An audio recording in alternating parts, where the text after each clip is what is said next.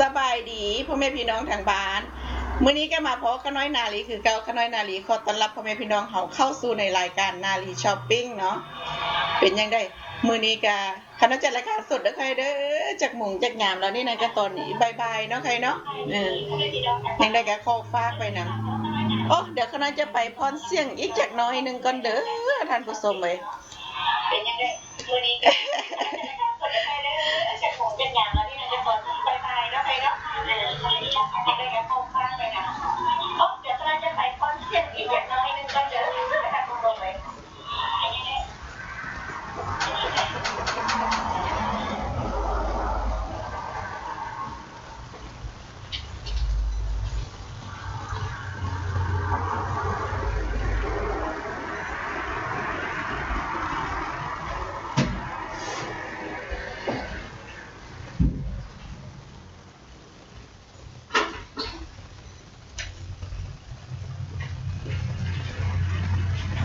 ตอนนี้ก็กลับเข้ามาคือเก่าเนาะพ่อแม่พี่น้องเขาเป็นยังไงอันนี้งามบ่ท่านผู้ชมอันนี้ก็จะเป็นกอบเนาะมีสางอยู่5เสือกท่านผู้ชมราคานี่ก็375ส่งฮอดบ้านเด้อท่านผู้ชมเด้ออันนี้ก็ได้พ่อแม่พี่น้องเขาอยากได้อันใดก็โทรเข้ามาจับจองเป็นเจ้าเข้าเจ้าของกันได้เนาะใครเนาะอันที่ว่าเห็นอยู่นี่ท่านผู้ชมอันนี้จะเป็นปอกหมอนนี่ก็อันหนึ่งก็$25ท่านผู้ชม5อัน100เนาะ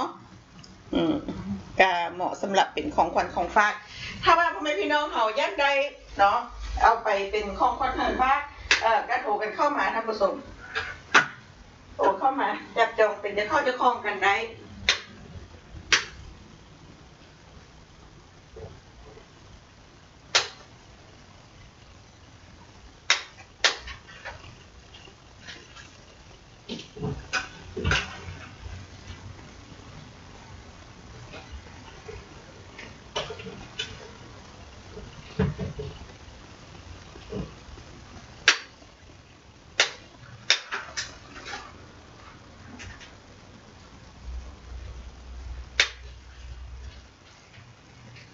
เป็นยังได้ครับบอท่านผู้ชม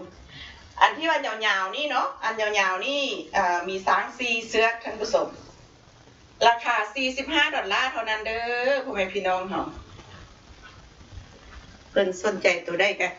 โทรกันเข้ามาจับจองเป็นจะเข้าจะคล้องกันได้เนาะใครเนาะ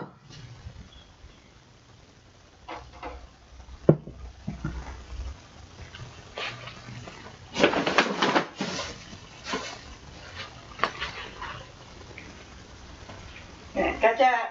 แลนอยู่อย่างนี้แหละท่านผู้ชม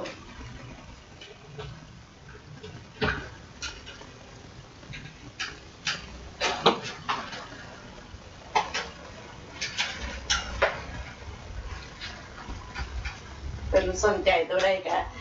โทรเข้ามาสอบถามได้ตอนนี้คณะจัดรายการสดแล้วเด้อพ่อแม่พี่น้องเขาตอนนี้ก็จะเป็นช่วงบ่ายๆเนาะใครเนาะบายพ่อแม่พี่น้องเขาเป็นยังไงเมื่อวานนี้ก็ได้ไปเฮ็ดบุญเฮ็ดทานกันหลายคู่หลายคนเนาะได้อิ่มบุญกันไปตามๆกันท่านผู้ชม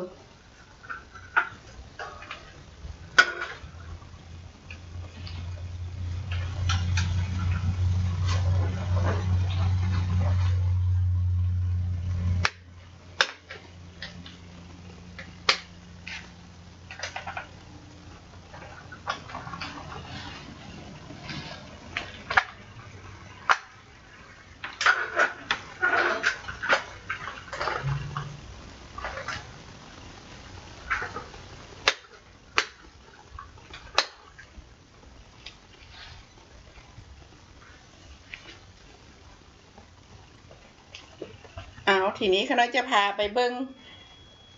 กังโฮมเดย์เนาะท่านผู้ชมไปเบิ้งกังโฮมกันเดย์กังโฮมนี่ก็จะเป็นกังโฮมใหญ่เนาะ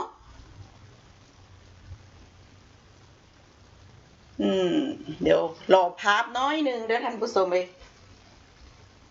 นี่กะพ่อแม่พี่น้องเขาถ้าว่าเพิ่นสนใจอยากได้กังโฮมใหญ่กะโทรกันเข้ามาไปเฮ็ด กระเทาะกันทินลอยกระทู้กระทงแล้วก็เฮ็ดอันสงกรานต์ปีใหม่เนาะก็โทรเข้ามาสอบถามได้ท่านผู้ชมว่ามีอยู่บ่ราคาเท่าใดเนาะอย่างไรก็ขอฝากพ่อแม่พี่น้องเฮาไว้นำท่านผู้ชมราคาบ่มีปัญหาเนาะใครเนาะโทรมาสอบถามได้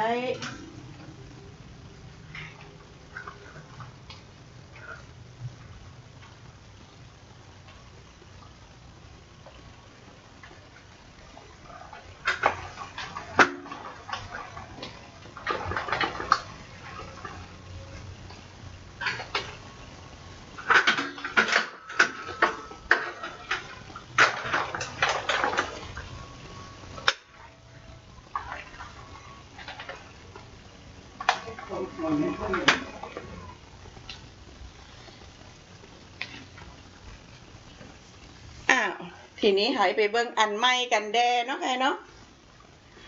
ว่ามีอันใดแด่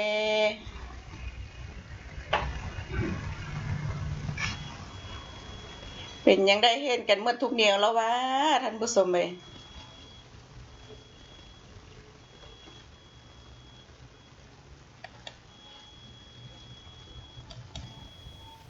ตอนนี้ไปเห็นหน้าเห็นตากันแด่ท่านผู้ชม เป็นยังไงเนาะเห็นภาพดีบ่ได้ยินเสียงดีบ่พ่อแม่พี่น้องเฮาเนาะคณะนาลีก็ได้มารับใช้พ่อแม่พี่น้องเฮาอยู่หน้าจอมื้อนี้ท่านผู้ชมเป็นเวลาตอนบ่าย2เนาะบ่าย2มื้อวันจันทร์ท่านผู้ชมเดือน11พศ15ถ้าว่าพ่อแม่พี่น้องเฮาสนใจตัวได้โอ้ยอาทิตย์อีก 2-3 มื้อท่านผู้ชมเอ้ยแต่งตะกี้วิ่งกันแล้วพ่อแม่พี่น้องเขาสนุกสนานช้อปปิ้งกันแล้วท่านผู้ชม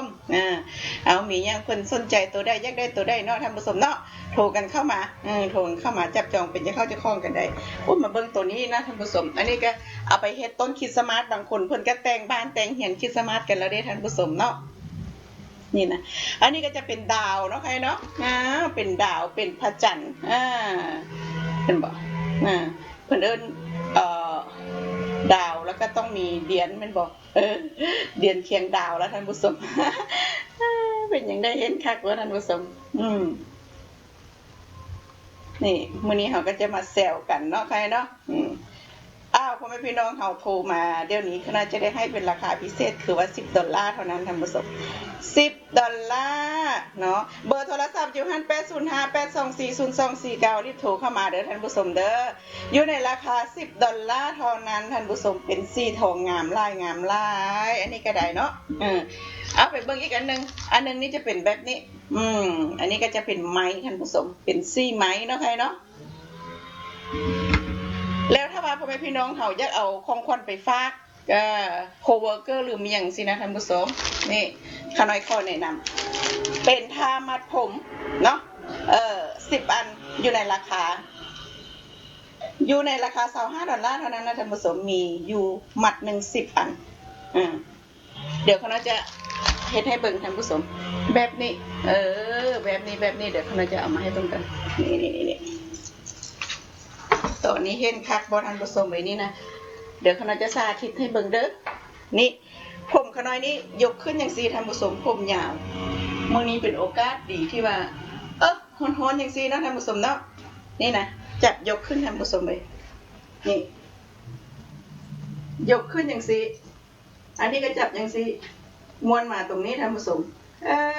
ง่ายเนาะแบบนี้ป้าไปอย่างซี่โลดท่านผู้ชมเลยบางคนเพิ่นก็ฮู้จักเฮ็ดอยู่บางคนเพิ่นก็จะบ่ฮู้จักเฮ็ดเนาะใครเนาะตอนนี้ก็เป็นอย่างซี่ละเข้าทาบ่ท่านผู้ชมทีนี้นะบ่ฮ้อนแล้วท่านผู้ชมเอ้ยยังได้ก็ข้อฝากพ่อแม่พี่น้องเฮาไว้นำก็แล้วกันเนาะใครเนาะทีนี้คณะจะพาพ่อแม่พี่น้องเฮาไปเบิ่งปอกหมอนกันได้ท่านผู้ชมเอ้ยเอาเบิ่งไปพร้อมๆกันเนาะก็มีหลายอย่างหลายแนวที่ว่าเฮาเอี่ยวมาฝากพ่อแม่พี่น้องเฮามื้อนี้เนาะใครเนาะก็ถ้าว่าซาไปไวไปหรือว่ายังได้พ่อแม่พี่น้องเฮาโทรเข้ามาบอกกันหน่อยได้เนาะว่าอุ้ยซาไปเด้อนางนาลีไวไปเด้อมีหยังสิหั่นนะนี่ อันนี้จะเป็นปอกหมอนอยู่ในราคา$35ท่านผู้ชม$35มื้อนี้ส่งฟรีเด้อค่ะเด้อมื้อหน้าต้องได้เสียค่าส่งเป็นยังได้คักบ่ท่านผู้ชมเอ้ยอันนี้32อินจิตนะมื้อนี้เป็นราคา$35ฟรีค่าชิปปิ้งค่าโค้ดเนาะราคาดีไล่ท่านผู้ชม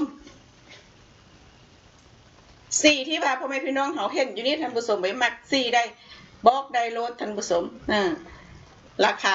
$35คือกันเบิดมื้อนี้ฟรีค่าชิปปิ้งมื้อหน้าต้องได้จ่ายค่าส่งท่านผู้ชมพื้นเดียวนี้ก็พื้นนึงนี่ก็10กว่าดอลแล้วค่าส่งท่านผู้ชมเอ้ยมันบ่มีแต่สีงามๆทั้งนั้นพ่อแม่พี่น้องเฮาอยากได้ผ้าเสียผ้ามอนสามเหลี่ยมติดที่นอน3พับอยู่ในราคา$35เท่านั้นท่านผู้ชม$35เท่านั้นรีบโทรกันเข้ามาจับจองกันเป็นเจ้าเข้าเจ้าของได้เด้อท่านผู้ชมเอ้ยนี่ก็ขอบใจอย่างแท็กซี่เฮาหลายๆเนาะใครเนาะเพิ่นก็ได้เอาไปล่าอย่างไล่แนวอยู่เป็นผ้าผ่านเพิ่นก็เอาไป10หน่วยเนาะแล้วก็เป็นหมอนนี่หมอนนี่หลายหน่วยอยู่ก็เป็น10กว่าหน่วยพุ่นแล้วเนาะเพิ่นเอาไปหั่นน่ะเพิ่นเกินว่าใจบุญเพิ่นบอกว่าซื้อเข้าวัดว่าซั่นซื้อเข้าวัดเข้าว่ายังได้ก็ดีถ้าว่าพ่อแม่พี่น้องเฮาเพิ่นสนใจอยากได้โตได้ก็โทรกันเข้ามาจับจองเป็นจะเข้าจะคล้องบ่ว่าจะเป็นเมียงคล้องวัดคล้องหวาท่านผู้ชมเอ้ยยังได้ก็ขอฝากไว้น่ะเนาะเป็นเสียเป็นหมอนนี่ก็เพิ่นว่าไปให้ครูบานอนว่าซั่นเพิ่นก็น่าใจบุญหลายเนาะใครเนาะทีนี้เบิ่งกันไปแล้วท่านผู้ชมเบิ่งกันไปแล้วว่าเป็นหมอน3เหรียญนี้ติดที่นอน3พับอยู่ในราคา$35เบิ่งกันเรียบร้อยทีนี้คณะจะพาพ่อแม่พี่น้องเฮาไปเบิ่งอีกแบบนึงนี่อีกแบบนึงนี่นั้นจะเป็นหมอน3เหลี่ยมซื่อๆเนาะใครเนาะหมอน3เหลี่ยม15ลูกท่านผู้ชมอันนี้ก็อยู่ในราคาแค่$15$15เท่านั้นน่ะพาเพิ่นก็เดี๋ยวอีไปฮอตเนาะรออยู่จักน้อยนึงท่านผู้ชมเอ้ยนี่ล่ะเห็นแล้วเนาะนี่ล่ะสีฟ้าแบบนี้ล่ะฟ้าอ่อนเนาะใครเนาะยังได้ก็ขอฝากพ่อแม่พี่น้องเฮาไว้อยู่ในราคา$15เท่านั้นเด้อพ่อแม่พี่น้องเฮา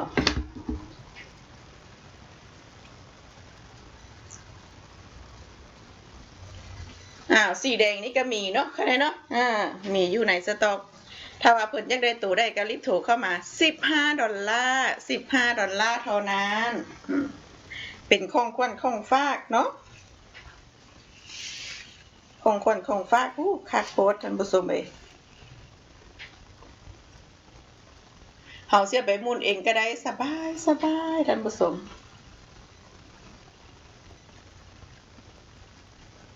สีที่ว่าพ่อแม่พี่น้องเขาเห็นยังจะบ่ได้มีหมดทุกสีแล้วตอนนี้ก็หมดไปหลายอย่างแล้วเนาะใครเนาะ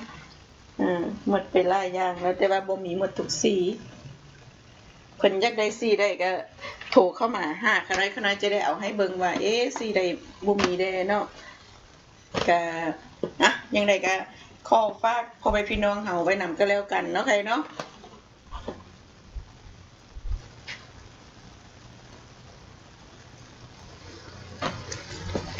ทีนี้คณะจะพาพ่อแม่พี่น้องเฮามาเบิ่งอันนี้ท่านผู้ชมมาเบิ่งที่นอนกันที่นอนย้ายเราโทรเข้ามาหาขน้อยเพิ่นอยากได้ที่นอนอยากได้ที่นอนเอาไปให้เป็นของขวัญของฝากก็รีบโทรเข้ามาเด้อพ่อแม่พี่น้องเฮาอย่าได้ส่งไปทันท่วงทีเนาะราคานี่ก็ส่งให้พร้อมเพิ่นอยากอยู่ทางใดอยากอยู่ต่างละต่างยังส่งไปให้พร้อมเรียบร้อยสบายท่านผู้ชมที่ว่าเพิ่นนั่งอยู่นี่เนาะราคานี่ท่านผู้ชมมี4พับนี่ก็ได้ก็ราคาหันก็140กับว่า195มีอยู่2ราคาท่านผู้ชม2ราคานี่มันก็ต้องต่างกันอยู่แล้วราคาต่างกันเนาะราคาต่างกันอัน140นี่32ท่านผู้ชมความกว้างของเพิ่นเนาะแล้วอัน195นี่เป็น45อินช์เนาะความกว้างของเพิ่นหั่นน่ะ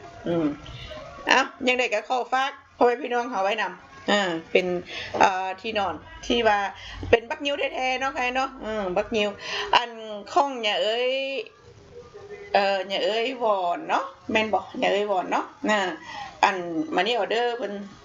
ยังบ่ได้รับเด้อเอ้ยยังบ่ได้เที่ยมื้อนี้ก็เป็นมื้อวันจันทร์ยังได้ก็อัปเดตกันไปเรื่อยๆเนาะใครเนาะแต่ว่าถ้าว่าเอาเข้าในธนาคารดีโพสิตไปเลยนี่จะฮอตไหวเนาะดีโพสิตปุ๊บฮอตปั๊บเลยแต่ก็บ่เป็นหยังก็รอกันอยู่น้อยหนึ่งเนาะตอนนี้ก็จดหมายเขาส่งกันหลายท่านผู้ชมส่งกันหลายแล้วก็สิโอ้เล็ดได้จักหน่อยต่างคนต่างส่งมาพร้อมๆกันส่งมาเรื่อยๆถ้าว่าพ่อแม่พี่น้องคนยังได้ตัวได้อยาสุรอเด้อท่านผู้ชมเด้อถ้าว่ารอแล้วมันช้ามันช้าอุ้ยเนาะอันเป็นยังจังบ่ฮอดเที่ยเข้าได้กันหมดแล้วอันเอ้ยอันฮอลิเดย์นี่ก็ไปกันนะหมดแล้วจังซี่น่ะว้ายเนาะเพิ่นก็สิน้อยใจแล้วเนาะผู้ที่ว่าเพิ่นรอรับก็ได้ขน้อยถึงว่ารีบสั่งกันแต่เนิ่นๆอีได้กันไปท่องที่ว้ายเจ้ายังบ่ทันได้ค่อยได้ไปแล้วว่าซั่นนะของขวัญปีใหม่ค่อยได้แล้วจังซี่น่ะเพิ่นก็สิได้โอ้ยทันอกทันใจดีอกดีใจเนาะใครเนาะยังได้ก็ขอฝากไว้นำท่านผู้ชมขอฝากพ่อแม่พี่น้องเฮาไว้นำก็แล้วกันเป็นที่นอนม่อนเสียเนาะราคา145ท่านผู้ชมส่งฮอดบ้านกับว่าราคา195อันเป็น4พับเนาะใครเนาะยังได้ก็หอยเบิ่งสิ้นต่อไปกันสิ้นต่อไปนี่มีหยังเด้ได้ไปเบิ่งกันรถท่านผู้ชมเองนี่หอยมาเบิ่งสิ้นนี่อันนี้เป็นสิ้นต่อไปท่านผู้ชมเองสิ้นต่อไปอันนี้นั้นจะเป็นมอน3เหลี่ยม15ลูกท่านผู้ชมความกว้างของเพิ่นนี้22อินจิตขน้อยมี22อินจิตแล้วก็จะมีสีแดงดำแดงเป็นลายสร้างแล้วก็สีน้ำตาลเนาะเป็นสีน้ำตาลลายดอกแล้วก็จะเป็นสีดำแดงลายดอกมีอยู่3สีท่านผู้ชมยังได้ก็ข้อฝากพ่อแม่พี่น้องเฮาไว้นำก็แล้วกันเนาะใครเนาะเป็นที่นอนม่อนเสียนี่ก็ได้ดีเหมาะสำหรับเป็นของขวัญของฝากเพราะว่านอนสบายเฮาให้อันคนที่ว่าเฮาฮักคั่นจะเป็นความอบอุ่นเนาะท่านเนาะเป็นความอบอุ่นมีความสุขอุ่นกายอุ่นใจท่านผู้ชมเลยราคาเนาะใครเนาะราคานี่ก็ถ้าว่าจะเป็นมอน3เหลี่ยม15ลูกติดที่นอน3พับความกว้างเพิ่น22อินชนี่ราคาอยู่ในราคา155ท่านผู้ชม$155เท่านั้นถ้าว่าจะเป็นอันมอน3เหลี่ยม10ลูกความกว้าง20อินชอันนั้นอยู่ในราคา$120ท่านผู้ชม$120ส่งให้พ่อแม่พี่น้องเฮาฮอดบ้านฮอดเฮียนถ้าว่าจะเป็นมอน3เหลี่ยม10ลูกความกว้างเพิ่น20อินชแต่ว่าเป็น2พับเนาะ2พับก็ราคานี่ก็7585ท่านผู้ชม$85อันนี้ก็ส่งให้พร้อมถ้าว่าจะเป็นอันมอน3เหลี่ยมติดที่นอน1พับนี่ก็ราคา75อันนี้นะส่งให้พร้อมเรียบร้อยท่านผู้ชมเอ้ยยังได้ก็ขอฝากไว้นำท่านผู้ชมก็จะมี1พับ2พับ3พับหมอนก็10ลูก15ลูกเนาะแล้วแต่ว่าพ่อแม่พี่น้องเฮาสิสนใจอยากได้ตัวใดท่านผู้ชมเอ้ยอยากได้ตัวใดก็โทรกันเข้ามาราคาพิเศษส่งให้พ่อแม่พี่น้องเฮาฟรีท่านผู้ชมส่งฟรียังได้ก็ขอฝากไว้นำเดี๋ยวเขาน้อยจะพาพ่อแม่พี่น้องเขาเบิ่งไปเลยๆเนาะใครเนาะเบิ่งไปว่ามีหยังแดเนาะมีหยังออนเซลเด้ตอนนี้พ่อแม่พี่น้องเขาอยากได้โต๊ะหมู่บูชารีบโทรเข้ามาเด้อเขาได้เด้อพ่อแม่พี่น้องเขาเมื่อวานนี้เขาน้อยก็ได้ไปหมู่กันทินน้ำเพิ่นเนาะเป็นอยู่ที่วัดโนวอล์กอยู่ทาง LA เขาน้อยก็ได้เจอกับพ่อแม่พี่น้องหลายท่านหลายคนเพิ่นก็ได้ เมจุลีเนาะเมจุลีเพิ่นก็บอกว่าโอ้สนใจตัวหมู่บูชาก็อ่ะเบิ่งอันนี้เสร็จแล้วทีนี้เขาจะพาพ่อแม่พี่น้องเฮาไปเบิ่งตัวหมู่บูชาว่าเป็นหน้าตาแบบใดเนาะเป็นจังได๋แม่เฮาแม่จุลีได้เบิ่งเขาเนาะอยู่บ่ตอนนี้นะคันเบิ่งอยู่แล้วก็โทรมาทักทายสบายดีเด้อเบอร์โทรศัพท์80582402249ท่านผู้ชมโทรกันเข้ามาทักทายสบายดีเด้ทีนี้เขาจะพาไปเบิ่งโต๊ะหมู่บูชาก่อนเด้อพ่อแม่พี่น้องเฮาโต๊ะหมู่บูชานี่เขามีอยู่มีอยู่หลายราคาท่านผู้ชมมีตั้งแต่ในราคา250จนไปถึงในราคา1,000กว่าเนาะเพิ่นอยากได้ราคาเท่าใดก็โทรเข้ามามีแต่อันงามๆเลยท่านผู้ชมเว้าแล้วบ่คุยเข้าไปเบิ่งกันเลยเนาะบ่คุยแล้วจะยิ่งรู้จักบอกว่าซั่นคุยแด้ว่าซั่นคุยแล้วจะยิ่งรู้จักเนาะว่าซั่นคุยก็คุยเนาะคุยก็คุยเวลานี้เป็นยังไงเพิ่นเฮ็ดแล้วหยังเนาะนี่นะท่านผู้ชมนี่อันที่ว่าตัวหนังสือตัวถึงหั่นคือว่านํเบอร์ของเพิ่นถ้าว่าพ่อแม่พี่น้องเฮาเบิ่งอยู่ก็เพิ่นยังบ่ทันแน่ใจว่าสิเลือกอันใดดีแล้วค่อยมักอันนี้ล่ะจังซี่นะมักอันใดเขียนไว้โลดท่านผู้ชมเบอร์เฮ็ดเนาะเฮ็ดและแฮดนะอันนั้นเป็นเบอร์ของเพิ่นนะท่านผู้ชมแล้วก็จะมีขีดตัว T หรือว่าขีดนัมเบอร์ต่อไปอันนั้นน่ะคือเบอร์ของเพิ่นอย่างพ่อแม่พี่น้องเขาเบิ่งอยู่ในขณะนี้จะมี CCC ด้วยหั่นเนาะตอนนี้ผ่านไปเรียบร้อยหั่นน่ะเป็นเบอร์จดไว้โลดแล้วก็บอกเขาน้อยโอ้นาลีเอ้ยสนใจอยากได้เบอร์นี้เด้อสินะคันถ้าว่าจะเป็น19คูณ23หรือว่า19คูณ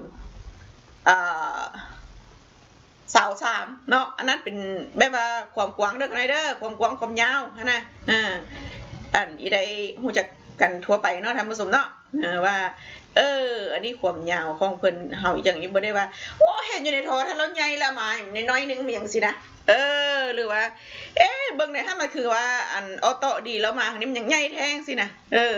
นี่ก็คือว่าเอาไม้บรรทัดหรือว่าเอาไม้อันวัดเนาะใครเนาะเป็นนิ้วเด้อค่ะเด้อเป็นนิ้วนะบ่แม่นอัน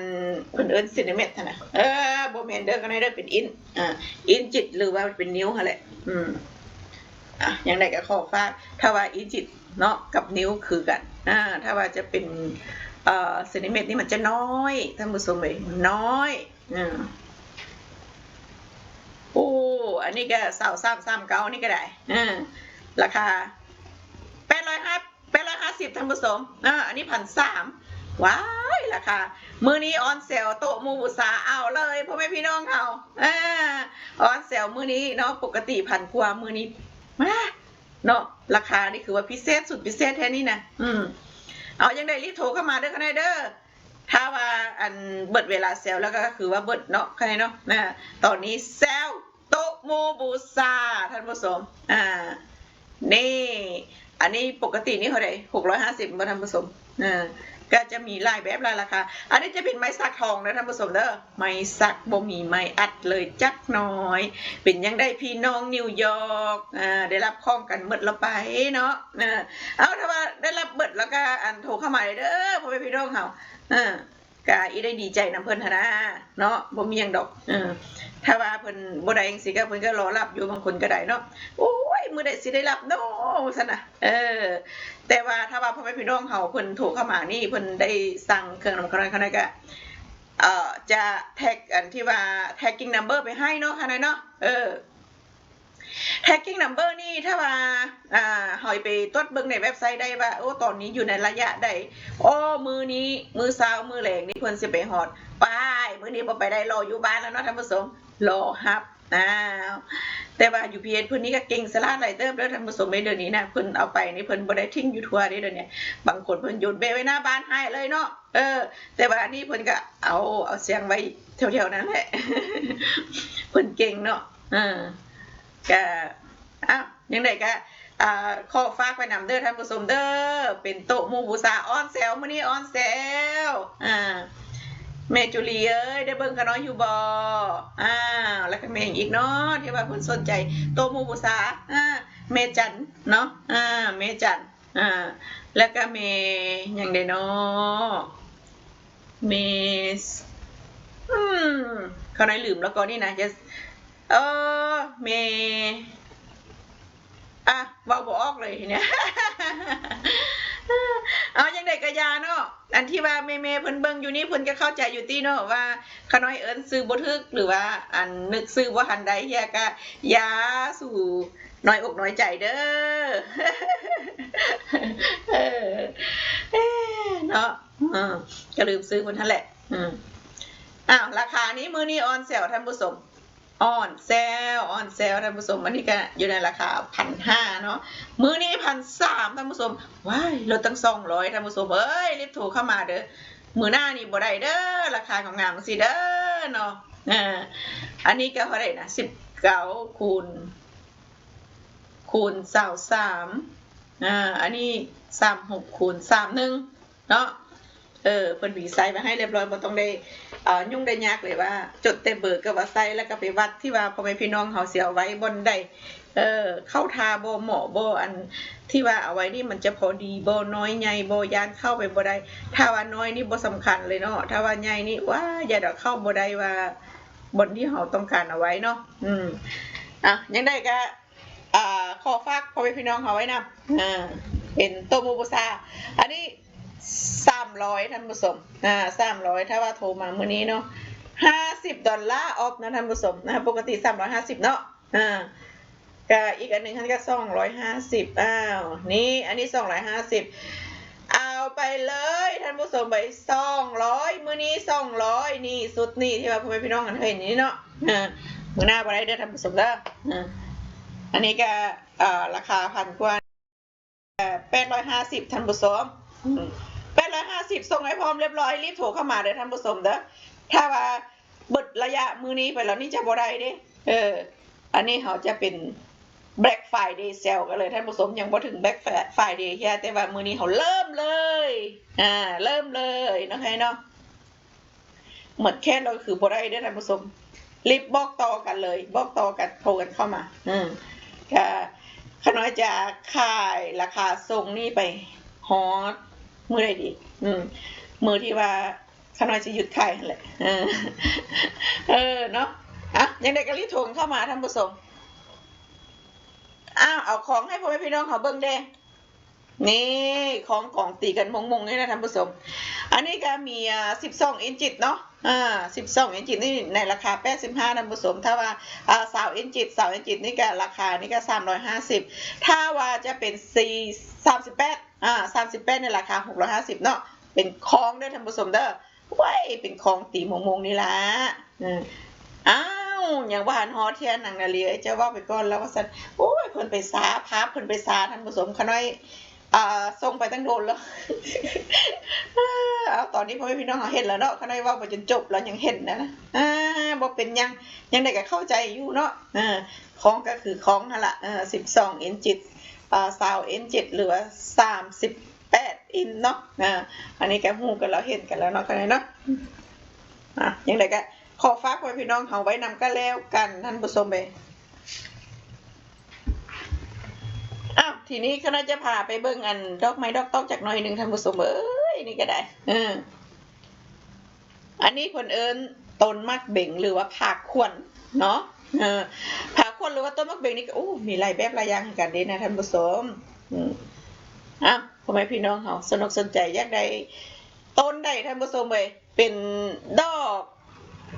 บัวเงินบัวทองโพเงินโพทองยังไดก็โทรกันเข้ามาเพิ่นสนใจตัวใดก็โทรเข้ามาท่านผู้ชมตอนนี้ก็ได้จัดรายการสดให้พ่อแม่พี่น้องเขาแล้วเนาะ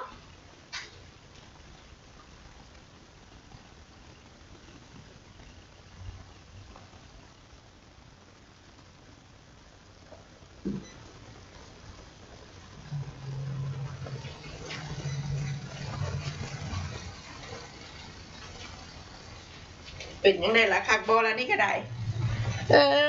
คักอยู่เด้เนาะใครเนาะนั่นละดอกบัวหันราคา$6เท่านั้นเด้อท่านผู้ชมเด้อพ่อแม่พี่น้องเขาอยากได้เขาได้ก็โทรเข้ามาอันนี้$75เท่านั้นท่านผู้ชมส่งให้ฟรี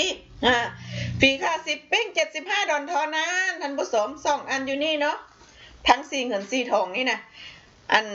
พญานาคนี่เนาะผาควันพญานาคหรือว่าต้นพญานาคต้นมักเบ่งนี่นะท่านผู้ชมความสูงเพิ่น24อินจิต24อินจิตอยู่ในราคา145ส่งให้ฟรีอันต้นนี้ท่านผู้ชมเว้ยต้นมักเบ่งหรือว่าต้นผาควันนี่แหละความสูงของเพิ่นนี้41อินจิตอยู่ในราคา350เอาไปเป็นทั้งคู่เลยให้ไป2อันเลยเนาะท่านผู้ชมเนาะคู่นึงเลยมื้อนี้นะยังได้กระโถนเข้ามาอันนี้$39ท่านผู้ชมเป็นต้นดอกบัวนี่ว้า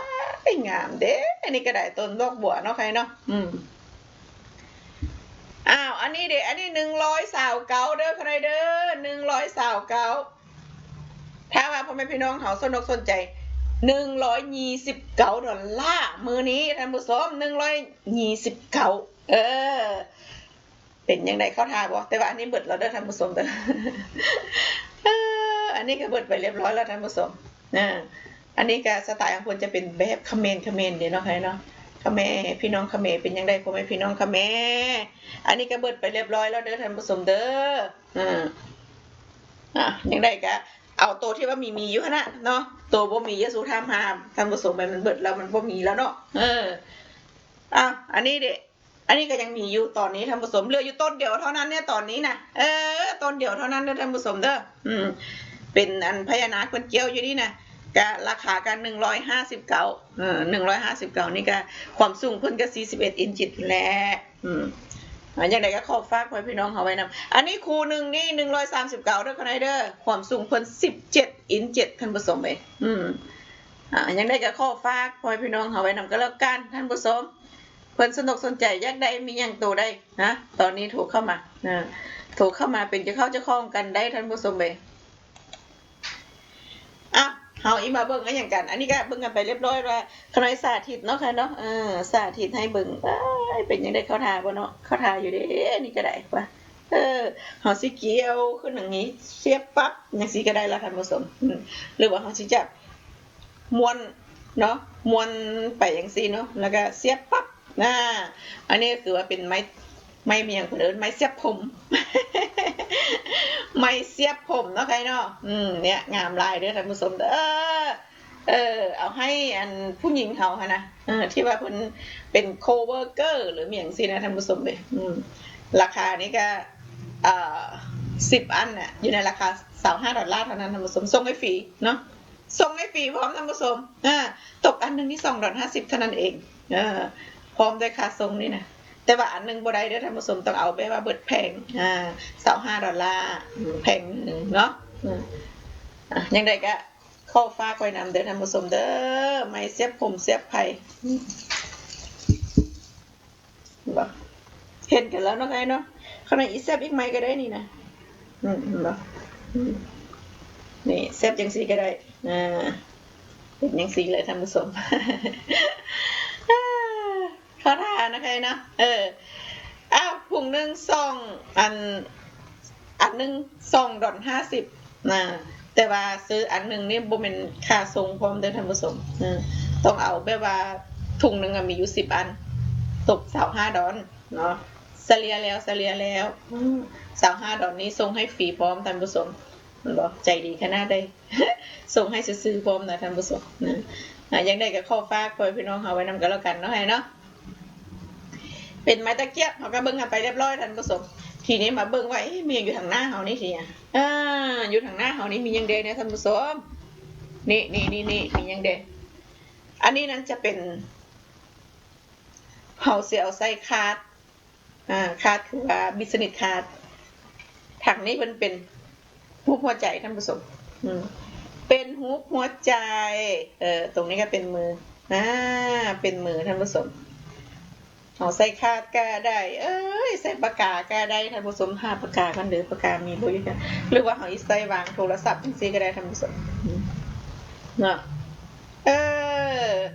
แบบว่าอันนี้ก็วางได้สารพัดวางเนาะถ้าเฮาสนใจอยากวางจังซี่นะท่านผู้ชมเดี๋ยวคณะจะเปิดแบบว่าเบิ่งรูปเนาะใครเนาะแบบว่าขี้คร้านจับนี่เอาวางไว้นี่ท่านผู้ชมบ่เอาวางไว้นี่เปิดโทรศัพท์เบิ่งรูปปึ๊บ หรือว่าเขาสิเบิ่งโซอันใดวางสิตั้งเทเลอเบิ่งกะโอ้เข้าทางสินะเนาะใครเนาะนี่หรือว่าเขาจะวางไว้จังซี่ก็ได้สบายสบายท่านผู้ชมเลยบ่เข้าทางเนาะใครเนาะเป็นมือเนาะเนี่ยใส่ได้สารพัดประโยชน์ท่านผู้ชมเลยหรือว่าเขาจะปากกาวางไว้ อันนี้สมมุติว่าเป็นปากกาวางไว้สิก็ได้แล้วท่านผู้ชมเนาะเขาจะไปฝากหมู่ฝากครูฝากผู้ที่ว่าเพิ่นมีบิสเนสมีออฟฟิศมีหยังสินะเพิ่นก็เอาไปวางไว้หั่นเอารูปวางไว้ก็ได้เอาอัน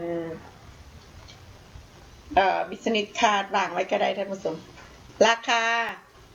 $15เท่านั้นเป็นไม้นะคะเนาะอันนี้ผลิตภัณฑ์ไม้ท่านผู้ชมเลยอันนี้ก็ขอฝากไว้พี่น้องเขาไว้นำเนาะ$15เท่านั้นเพิ่นสนใจอยากได้แล้วก็รีบโทรกันเข้ามาจับจองกันเป็นจะเข้าจะคล้องเบอร์โทรศัพท์อยู่ข้างล่างทั้ง805-824-0249หรือว่าจะเป็น805เนาะ824-0249แม่นละหรือว่าอีกเบอร์นึงเนาะเบอร์นึงก็ถ้าว่าพ่อแม่พี่น้องของอีแท็กรวมยังสินะก็805-890-9037เนาะใครเนาะยังไงก็โทรเข้ามาขอฝากพี่น้องเฮาไว้นำก็แล้วกันอันนี้คือว่าจะเป็นทีนี้ให้มาเบิ่งตัวใดกันต่อท่านผู้ชมมาเบิ่งตัวนี้กันต่อเราจะแยกเอาตัวนี้ให้พ่อแม่พี่น้องเขาเบิ่งอันนี้คือเป็นทาใส่พริกไทยท่านผู้ชมอันนี้ราคาเพิ่นติดอยู่นี่เรียบร้อย$16แต่ว่ามื้อนี้เฮาบ่ได้ขาย$16ท่านผู้ชมเฮาสิขายมื้อนี้ออนเซลท่านผู้ชมอันละ$10อุ้ยท่านผู้ชมรีบโทรเข้ามาเด้ออันละ$10เท่านั้นเด้อ16บ่ขาย$10เท่านั้นแต่ว่าบ่ได้รวมค่าส่งเลยต้องได้บวกค่าส่งท่านผู้ชมยังไงก็ขอฝากไว้นำนี่อันนี้ก็จะเป็นเพิ่นเอิ้นไม้บักดูเนาะใครเนาะไม้ดูไม่แดงท่านผู้ชมไม้แท้ๆอันนี้ก็เป็นสเตนเลสท่านผู้ชมบ่ต้องย่านว่าเพิ่นสิดำเป็นขี้นิ่มเนาะเสียงเพิ่นยืนสิตลอดเลยปลอดภัยไร้กังวลหายห่วงท่านผู้ชมกะทงเข้ามาได้อันนึง$10เท่านั้นเด้อท่านผู้ชมเด้อเอาเพิ่นวางไว้นี่ก่อนท่านผู้ชมว้ายอันนี้เป็นเมี่ยงนี่นะอันนี้ก็เป็นไม้ดูคือกันเด้อท่านผู้ชมเพิ่นแกะเป็นหูเมี่ยงน้อนี่นะตกกระจายเบิดเลยเบิ่งการหั่นเพิ่นเฮ็ดอุ้ยตัวอ้วนมีกระดูกกระเดียวเนาะมีหน้ามีตาแฮปโปติฮะมีห่างด้วนๆท่านผู้ชมเอ้ยนี่ล่ะว่าคั่นอย่าให้เพิ่นโทรมาบอกเขาหน่อยว่านางนาลีเอ้ยอันนี้คือโตอันนี้เด้อว่าซั่นข้างในถามว่าผู้ใดฮู้จักโปว่านี่คือโตเมียงฮู้จักแล้วโทรมาบอกเขาหน่อยเด้ออย่าอายเพิ่นได้โทรบอกเขาหน่อยเนาะขนาดก็เลยลืมอีกไว้ละสงสัยฮิปโปหรือว่าเนาะเอา$10เท่านั้นเด้อพ่อแม่พี่น้องเฮาเพิ่นสนอกสนใจอยากได้ไม้เป็นหูแกะสลักไม้เป็นแอนิมอลท่านผู้ชมอยู่ในราคา$10มื้อนี้นะยังไงก็ขอฝากไว้นำแล้วเป็นกระตานี่เด้อท่านผู้ชมเด้อนี่นะเพิ่นเอิ้นเมียงก็เอาใส่มากไม้เพิ่นเอิ้นขันตกน้อยเนาะขันตกอันน้อยใส่บักไม้ใส่ธูปใส่เทียนได้สบายเนาะยังไงก็ได้ท่านผู้ชมก็ขอฝากไว้พี่น้องเอาไว้นำเห็นบ่เห็นขนาดคักบ่ท่านผู้ชม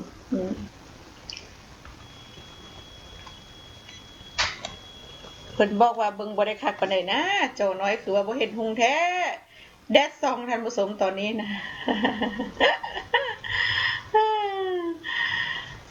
ยังได้ก็อันนี้ก็ในราคา$45เท่านั้นเด้อท่านผู้ชมเด้อนี่นะเพิ่นเอิ้นขันโต๊ะน้อยๆนี่นะเป็นไม้เนาะยังได้ก็ขอฝากไปนำทีนี้เขาจะพาไปเบิ่งนี่ท่านผู้ชมไปเบิ่งอย่างอื่นกันเด้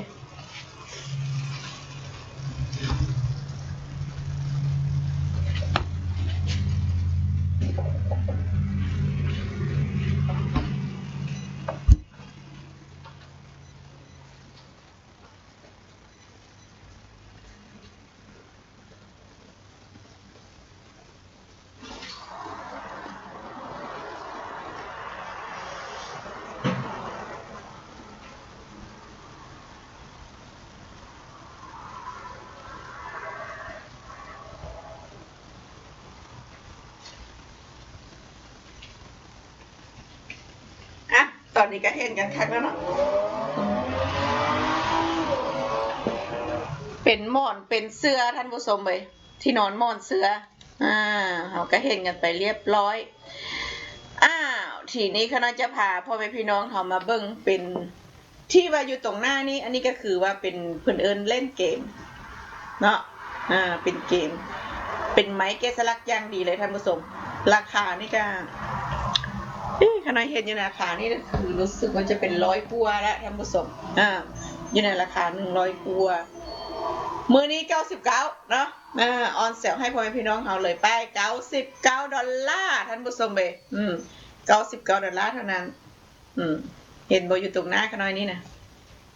เป็นแบบนี้ถ้าว่าพ่อแม่พี่น้องเขาบอกว่าโอ้หนังนาเดียวเอามาให้เบิ่งได้ขน้อยก็จะได้เอามาให้พ่อแม่พี่น้องเขาเบิ่งอันนี้จะเป็นไม้สักเป็นไม้เนาะท่านผู้ชมเนาะบ่แม่นไม้สักไม้หยังขน้อยบ่ฮู้อันนี้ก็ได้เพราะว่าติดป้ายว่าไม้สักเพราะว่าส่วนมากขน้อยจะขายเป็นเฟอร์นิเจอร์ไม้สักเนาะแต่ว่าอันนี้ขน้อยบ่ฮู้ว่าไม้หยังแต่ว่าเป็นไม้แท้ๆท่านผู้ชมทางไหนเพิ่นนี้ก็เป็นผ้ากำมะหยี่ท่านผู้ชมอันนี้ก็ดีสำหรับเอาไปให้เป็นของฝากเนาะเหมาะสำหรับเป็นของฝากอยู่ในราคา99ท่านผู้ชมเลยราคา99เก้าหน้าเก้าหลังเก้าดีไล่หายท่านผู้ชมของฝากพ่อพี่น้องเอาไว้นำก็แล้วกันเนาะเห็นบ่คักบ่ท่านผู้ชมนี่นะถ้าว่าอยากเบิ่งข้างในนี่บอกกันหน่อยได้เด้อกันหน่อยจะได้ให้เบิ่งท่านผู้ชมข้างในขอหับใส่สบายดีข้างในเป็นยังไงเพิ่นคือว่าวางไปถ้าว่าพ่อแม่พี่น้องคนโทรเข้ามานี่ต้องอยู่โดนๆแต่จากหน่อยเด้อท่านผู้ชมเด้อเพราะว่ามีลายทรายก็สิเข้ามาหากันน้อยจังซี่นะเดี๋ยวข้างในจะเบิ่งกันเด้อข้างในขอโทรไปหาเพิ่น913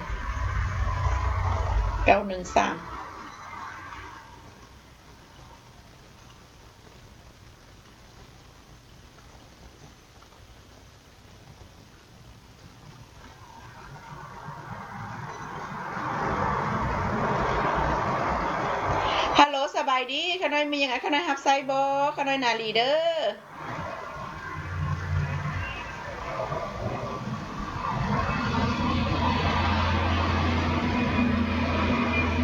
ผ้าคลุม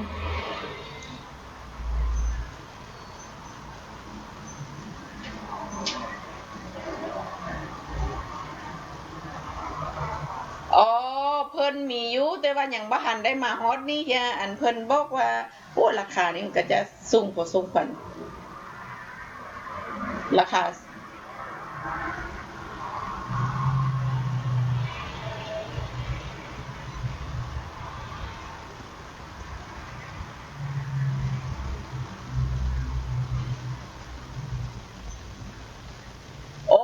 เพิ่นเอาไปยัดเอาบ่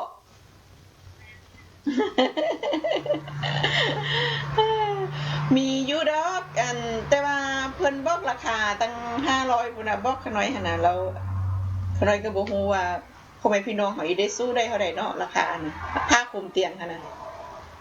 มีมักตุ้มมักหยังพร้อมเรียบร้อยเฮามัดไว้เป็นเจบโ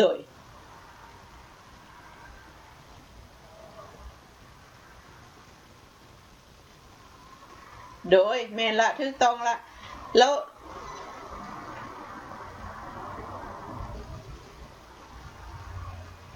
แม่น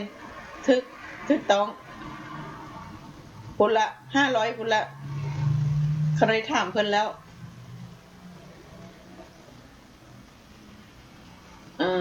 แต่ว่าเป็นมุ้งนี่มีเด้อเขาได้เด้อมุ้งนะ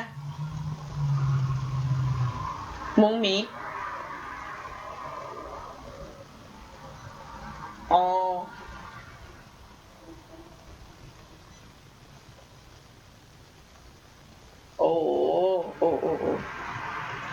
โด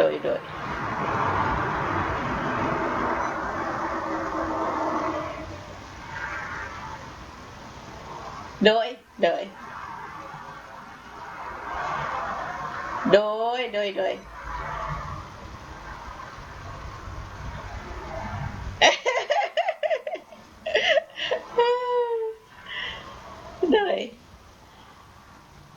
โอเคเอาเข้าใจหลายเด้อใครเด้อ โดยสบายดีกันไหมสบายดี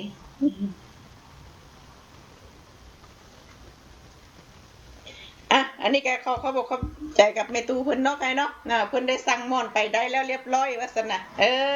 หยัดแล้วนอนสบายเนาะถ้าว่าพ่อพี่น้องเฮาอยากได้หมอนเนาะไงเนาะก็โทรเข้ามาเป็นผ้าเสียผ้าหมอนน่ะหยัดบักยิวบ้านเฮาเนาะเป็นเสียเป็นหมอนอยู่นี่นะท่านผู้ชมเฮานอนได้สบายคักโพดเนาะก็อย่างใดก็ขอฝากไว้นำเนาะท่านผู้ชมเนาะ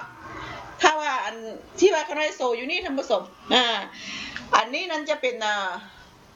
ไม้บักม่วงเป็นไม้แท้ๆท่านผู้ชมอันเพิ่นเฮ็ดไว้เป็นใจกันเนาะอันนึงนี่เขาก็ซื้อ1แถม1ก็ว่าแม่นเพราะว่าอันนึงก็25ดอลเนาะแล้วทีนี้ก็เลยให้2อัน25ดอลท่านผู้ชมราคาเพิ่นก็ติดอยู่นี่บ่โอ้อันนี้30พุ่นแหมเพราะว่าแต่ละอันราคาจะบ่คือกันบางอันก็25ดอลบางอันก็30ท่านผู้ชมแต่ว่าข้าน้อยจะให้เป็นลวดเลย2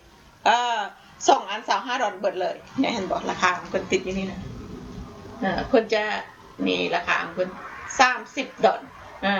เพราะว่าทุกอันนี้เขาในขายอยู่ในเว็บไซต์แล้วก็ทุกอันจะต้องเป็นเบอร์เป๊ะๆเนาะใครเนาะเพราะว่า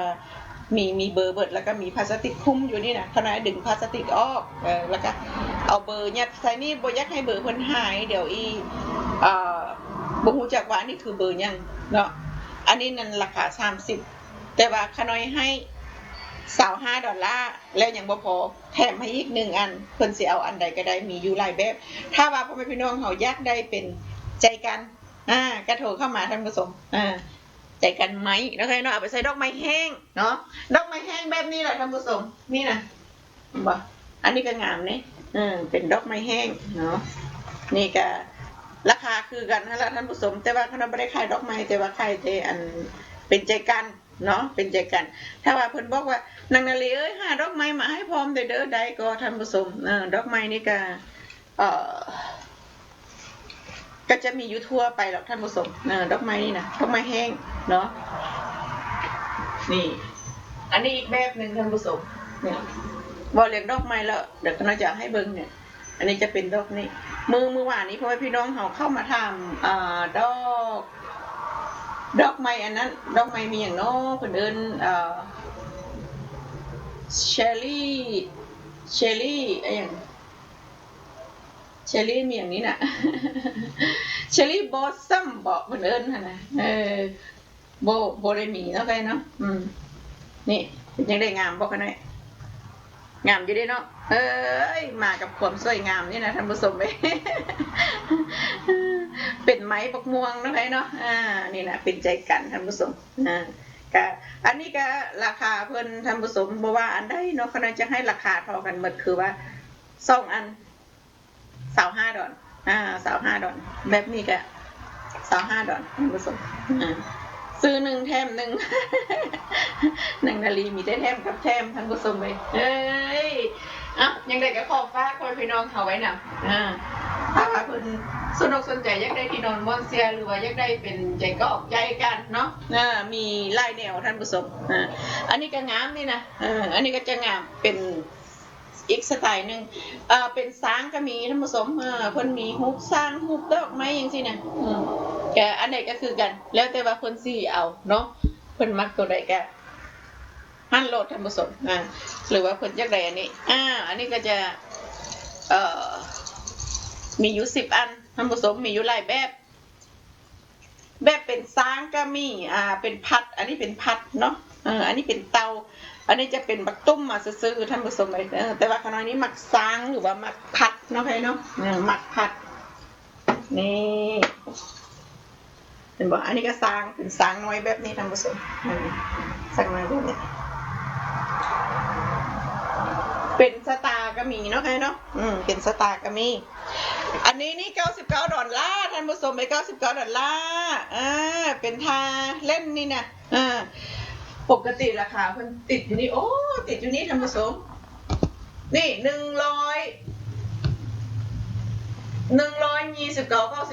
หรือว่า124.95ท่านผู้ชมแต่ว่าก็ได้ให้ราคา99ดอลลาร์แล้วยังบ่พอเขาเนี่ยมีส่งให้พ่อแม่พี่น้องพร้อมมื้อนี้ 99ส่งเลยเรียบร้อยท่านผู้ชมโอ้ค่าส่งนี่ก็จะพอสมควรนี่นะท่านผู้ชมหนักพอสมควรเพราะว่าเพิ่นเป็นไม้เด้ทางไหนเพิ่นเป็นไม้เนาะเอาเบาเราเดี๋ยวคุณน้าจะเอาออกมาให้เบิ่งเด้อ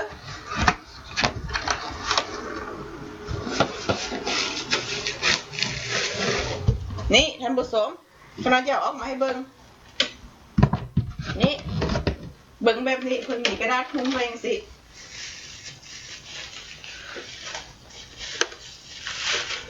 อยากเบิ่งตูดแท้ๆเพิ่นวาสนาพ่อแม่พี่น้องเฮานี่เลยท่านผู้ชมเป็นตูดแท้เพิ่นละนี่นะเนาะปึ๊บนี่ตูดแท้เพิ่นท่านผู้ชมเห็นบ่ท่านผู้ชมเป็นตูดแท้เพิ่นเพิ่นมีลวดมีลายมีลวดมีลายแล้วตัวนี้ก็เป็นทองท่านผู้ชมเลยตัวนี้ก็เป็นทองเป็นทองงามๆท่านผู้ชมเนาะเห็นคักบ่นี่เด้อพ่อแม่พี่น้องเฮาวันนี้เป็นทองงามหลายนี่ก็ได้นะยังได้กับข้อฝากไว้ดำมือนี้$99เนี่ยส่งให้ฟรีโอ้อันนี้เป็นลายมีอย่างโน้เดี๋ยวเขาน่าจะเบิ่งกันเด้อว้าลายเพิ่นงามเขาน่าจะหาเห็นเป็นลายนกท่านผู้ชมเลยโอ้รีบลงไลท์นี่คือว่าจะเป็นนกกับมังกรอันนี้หมายความว่าอย่างสันร่ำรวยรีบลงไลท์ท่านผู้ชมเป็นหูนกกับว่าหูมังกรอยู่คนละฝั่งเนาะอันนี้ก็จะเป็นหูผู้หญิงหูลายยางท่านผู้ชมงามลายนี้ก็ได้เนี่ยอันที่ว่าแกะสลักไม้เนี่ยท่านผู้ชมแกะสลักอยู่บนไม้นี่นะเพิ่นจะเป็นหูมังกรกับว่าหูนกเห็นคักบ่ท่านผู้ชมอันที่ว่าเป็นอันดำๆเป็นอันเมี่ยงก็ขาวๆนี่เนาะเพิ่นเป็นสีเขียวสีฟ้าสีอย่างนี้นะท่านผู้ชมเพิ่นได้เขียนแบบว่าเป็นลายแบบนกนูนขึ้นมาเลยนกนูนบ่ได้พิมพ์ติดไปซื่อๆเด้เพิ่นเขียนเป็นนกนูนขึ้นมาจับนี้แบบว่าสะดุดทึกโลดท่านผู้ชมฝีมือเพิ่นนี่งามฝีมือเพิ่นดีขนาดเนาะอันบนทองเรื่องนี้ท่านผู้ชมทองอันซาวซีเคนี่แหละเพิ่นก็แกะสลักแบบสวยงามอันนี้สวยงามพอสมควรเนาะยังได้ก็ข้อฝากพ่อแม่พี่น้องเฮาไว้นะ99ท่านผู้ชมราคา$99มื้อนี้นะเหมาะสำหรับเอาไปเป็นของขวัญของฝากเนาะมีอยู่หลายแบบอยู่เด้ท่านผู้ชมอันน้อยกว่านี้ก็มีเนาะเพิ่นเอิ้นเมียงก็อันเล่นที่ว่าเพิ่นมักเล่นกันนั่นล่ะอันทางคนจีนหรือว่าเพิ่นจะมีเชื้อจีนหรือว่าเพิ่นเป็นอเมริกันเพิ่นเคยไปอยู่ทางนั้นหรือว่ายังไงเนาะเพิ่นก็เล่นเป็นแต่ว่าขน้อยนี่พวกกลุ่มพวกเกมนี่ขน้อยเล่นเป็นเล่นบ่เป็นจักอย่างเลยเกมเกิมมีอย่างนี้ก็ได้เลขห้วยคือกันท่านผู้ชมไปซื้อบ่เป็นเนาะเลขอยู่บ้านนี่ขน้อยซื้อบ่เป็นก็เพิ่นบอกว่าโอ้พุ่นแล้วหล่อทึกเลขทึกเลขจะไปทึกได้จะบ่ซื้อเลขจะไปทึกได้ได้เพิ่นว่าหล่อทึกกับวันที่1เอาไปซื้อนะเนาะรางวัลที่1ไปผู้ใดเพิ่นสิทึกเนาะอัน10,000 คนมีคนหนึ่งบ่ทึกเนาะท่านผู้ชมเนาะแต่ละเดือนนี้มันจะมีแชนน้อยหลายหายทึกวันที่1ก็ได้ท่านผู้ชมสู้บ่เล่นซะแล้วกันเนาะอยากได้ก็เอาไปใส่พิกกี้แบงมือละบาท20 ปีก็ได้หลายมือละบาทเว้าคือเด้อนางนาลีจะเว้าคือได้เนาะจะว่ายังได้ก็ขอฝากพี่น้องเอาไว้นำอันนี้ก็ได้ในราคา$99เท่านั้นเด้อท่านผู้ชมเด้อเอาไปเป็นของขวัญของฝากได้มื้อนี้ลดแรกท่านผู้ชมเอ้ยเนาะโอ้ยก็น่าเห็นอันนี้อยู่นี่ท่านผู้ชมนี่อันนี้จะเป็นกระจกอันนี้สาวดอนขน้อยส่งให้ฟรีเห็นบ่ท่านผู้ชม เป็นกระจกเป็นกระจกฮูปมันหมุนเนาะฮูปสั่นเนาะนี่แล้วคนมีอันกระจกแบบว่าสะท้อนแสงท่านผสมประเทศได้ลวดลายแบบสวยงามเลยเฮาเสียไปติดไว้หน้าบ้านก็ได้เนาะอันสิ่งแบบว่าเพิ่นเอิ้นหมุนดำหรือยังเพิ่นเข้ามาหาเฮาบ่ได้เพราะว่ากระจกเห็นกระจกแล้วสะท้อนออกไปเนาะติดไปหน้ากระจกหน้าบ้านก็ได้คือกันหรือว่าเปิดประตูเข้ามาเอาติดไว้บนจังซี่เปิดปึ๊บเข้ามาเห็นเลยนี่เข้ามาบ่ได้เลยเนาะท่านผู้ชมเนาะอันที่ว่าเพิ่นเอิ้นbad spear มีแต่ good spear อยู่ได้ที่ว่าปกป้องคุ้มครองเฮาเนาะใครเนาะเอา$20ท่านผู้ชมนะพ่อแม่พี่น้องเฮาสนุกสนใจรีบโทรเข้ามาจับจองกันเป็นจะเข้าจะคล้องกันได้ท่านผู้ชมเป็นกระจกเอาฝากไว้เนาะฝากไว้พี่น้องไว้ทางล่างเด้อท่านผู้ชมเด้อทางล่างนี้เพิ่นก็จะมีหุบจังซี่อ้าวเบิ่งจังซี่ท่านผู้ชมเบิ่งทางล่างเพิ่นขนาดเดี๋ยวยิงกระจกเลยฝากไปนำเด้อท่านผู้ชมเด้อ$20เท่านั้นท่านผู้ชมเป็นยังไงก็ทายอยู่เนาะมาวางไว้ตรงนี้ก่อนทีนี้มาเบิ่งกันอันนี้ต่อไปท่านผู้ชมอันนี้อันนี้$25ท่านผู้ชมเนี่ยเห็นบ่ท่านผู้ชมไหมนี่อันนี้จะในราคา$25จะเป็นกระจกท่านผู้ชมส่องเบิ่งยังนี่ส่องเบิ่งอันนี้ท่านผู้ชมเลยยังได้ก็ข้อฝากไว้พี่น้องเฮาไว้นำเนาะอันนี้ก็$25เป็นแมวเป็นแมวนี่เพิ่นมีราคาติดอยู่นี้พร้อมเรียบร้อยได้ท่านผู้ชมเป็นไม้เด้อเด้อเป็นไม้เป็นจังได๋น่าฮักบ่เหมาะสำหรับเอาไปให้ผู้ใดนี่นะเพราะว่าเฮาเบิ่งไว้ว่าสิ่งใดที่ว่าเฮาให้ผู้ใดเนาะค่ะเนาะอันรีบตัดสินใจแล้วก็รีบโทรเข้ามาเนาะส่งกันไปเลยเพราะว่านี่ก็ฮอลิเดย์แล้วเนาะเวลาของเพิ่นท่านผู้ชมบางเทื่ออย่างขน้อยบอกหั่นล่ะอุ้ยพอเฮาอยากให้ฮอดมือที่ว่าเพิ่นอยากได้ไปแล้วบ่ฮอดแล้วจังซี่นะเพราะว่าทุกคนก็ต้องส่งกันตอนนี้เนาะค่ะเนาะเริ่มส่งกันแล้วท่านผู้ชมเริ่มส่งแล้วเว้าไปแล้วให้ไปเบิ่งกระจกอีกแบบนึงนะท่านผู้ชมนี่กระจกอีกแบบนี้นี่เห็นคักบ่ท่านผู้ชมลวดลายของเพิ่นพุ่นนะลายงามบ่นี่นะลายงามเด้ท่านผู้ชมไปอันนี้จะเป็นกระจกลายงาม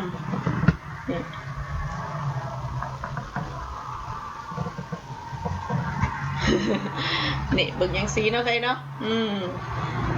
ยังได้แกข้อฝากพ่อพี่น้องเฮาไว้นำเป็นกระจกท่านผู้ชมเอ้ยนี่เป็นดอกไม้ดอกตอกทางล่างเพิ่นมีอันตอกตะปูแล้วใส่ได้รถท่านผู้ชมเดี๋ยวเบิ่งก่อนนะว่าอันนี้ราคามันเขียนไว้เท่าไหร่$30ท่านผู้ชมอันนี้$30แย่งตัวเองท่านผู้ชม$30เท่านั้นเด้อพี่น้องเอ้ยมาเบิ่งอีกตัวนึงท่านผู้ชมอันนี้ก็ในราคา$30คือกันนี่เพิ่นมีอันตัวหุบไว้ตรงนี้ท่านผู้ชมติดไว้ดีจังเลยเนาะอันนี้ก็จะเป็นอีกแบบนึงเป็นกระจกท่านผู้ชมเอาไปวางไว้แบบว่าสวยๆงามๆ$30เท่านั้นท่านผู้ชม$30เท่านั้นพ่อแม่พี่น้องเฮาสนุกสนใจรีบโทรกันเข้ามาจับจองเป็นจะเข้าจะคล้องกันได้เอาไปฝากไปต้อนกันได้นี่นะเนาะนี่ราคาแค่$30อันนี้ก็ดีคักหลายนี่ก็ได้นี่ก็อันนี้ก็ดีสำหรับว่าเฮาเอาไปให้มีลูกสาวหลานสาวหรือว่าเวิร์กเกอร์โคเวิร์กเกอร์ท่านผู้ชมเนาะเขามีน้ำใจที่ว่าอยากให้เขาอย่างจากอย่างนึงสินะก็เสียหายอย่างไงให้เขาดีว่าโอ้ยสั่งอันนี้กับหนังนาลีก็นะเนาะแพงนึงนี่ก็$25นี่ก็ส่งให้พร้อมเรียบร้อยแล้วก็ ได้บอกอันนี้นะไม้ตะเกียบของเพิ่นนี่ก็งามเนาะใครเนาะเฮ็ดอันย้อนลงมาจังซี่ก็งามเป็นรูปสร้างรูปนกรูปรูปปลาเนาะปลาโลมามีอยู่หลายแบบอยู่หรอกท่านผู้ชมยังไงก็ขอฝากไว้นะนี่ง่ายเนาะท่านผู้ชมเนาะแค่จับผมรวบขึ้นมาจับผมรวบขึ้นมาสิเฮาสิเอาเกาสูงหรือว่าเกาต่ำก็ได้ท่านผู้ชมจับขึ้นมาจังซี่นี่ตอนนี้นี่ท่านผู้ชมเอ้ยจับขึ้นมานี่ม้วนขึ้นไปจังซี่เนาะบางท่านเพิ่นเอาปากกาข้างในเห็นเพิ่นเอาปากกาเนาะจับปากกาได้แล้วก็เฮ็ดจังซี่แต่ว่าอันนี้เห็นบ่ท่านผู้ชมได้งามบ่เข้าทางเลยนะท่านผู้ชมเอ้ย25 ดอลลาร์เท่านั้นเฮาให้ได้หลายแบบหลายอย่างเนาะใครเนาะหรือว่าเฮาจะมาจุเสร็จแล้วเฮาก็เอามาแค่เสียบปึ๊บส่งอันซ้ายขวาจังซี่ก็ได้ท่านผู้ชมยังได้ก็เข้าปากไปนำเนาะใครเนาะมาเบิ่งอีกอันนึงท่านผู้ชมเอ้ยอันนี้ก็เป็นกระจกอยู่ในราคาราคาเพิ่นเขียนไว้นี่ท่านผู้ชมเอ้ยติดไว้นี่แต่ว่าราคานี่เพิ่นยังบ่ทันได้ส่งได้อย่างแต่อย่างใดเนาะแต่ว่ากระจกนี้ก็ค่าส่งนี่ก็จะหลายอยู่พอสมควรเพราะว่าเขาต้องใส่บับเบิ้ลใส่เฮ็ดให้แบบแรปให้ดีเนาะอันนี้เพิ่นเฮ็ดเป็นบักหอยแล้วก็รูปหัวใจท่านผู้ชมเพิ่นก็มีฮุกอยู่ทางเทิงนี่เรียบร้อยเนาะราคาเนาะราคานี่ก็เอา30 ดอลเด้อท่านผู้ชมเด้อว่า30 ดอลนี่ก็ถูกอยู่เด้นะท่านผู้ชมเอ้ยเนาะเอามื้อนี้30 ดอลท่านผู้ชมเป็นฮุกหัวใจน่าฮักเอาไปฝากได้รถใหญ่พอสมควรเด้ท่านผู้ชมว่านี่เอาจังซี่ความใหญ่ของเพิ่นซอกกลัวท่านผู้ชมเอ้ยมาทางนี้ซอกกลัวคือกันวัดง่าย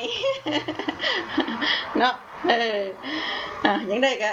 ขอฝากไว้นำดอกไม้ของเพิ่นเป็นห้อยทะเลหมดเลยท่านผู้ชมอันนี้จะเป็นห้อยมักเบียนี่เก็บเงินเก็บทองอยู่แม่ก็น้อยวางซั่นเก็บมักเบียใส่กระเป๋าเงินนี่ความงามของเพิ่นท่านผู้ชมเป็นกระจกท่านผู้ชมเอ้ยเป็นกระจกเนาะยังได้ก็ขอฝากไปนำเห็นคักบ่ท่านผู้ชม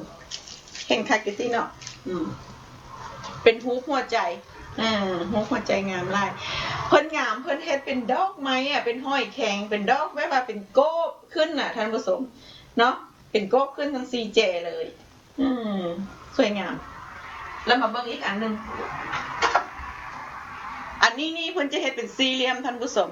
เพิ่นจะมีไม้เกาะอยู่นี่พร้อมอันนี้อยู่ในราคาเท่าไหร่49 ดอลลาร์แล้วนี่ก็ตั้งได้น้ำห้อยได้น้ำท่านผู้ชมแล้วมาเบิ่งทางนี้ทางหน้าเพิ่นนี่อันนี้ทางหน้าเพิ่นเนาะใครเนาะทางหน้าเพิ่นจะเป็นแบบนี้โอ้ยมีบักห้อยลายเด้อใครเด้อพุ่นน่ะ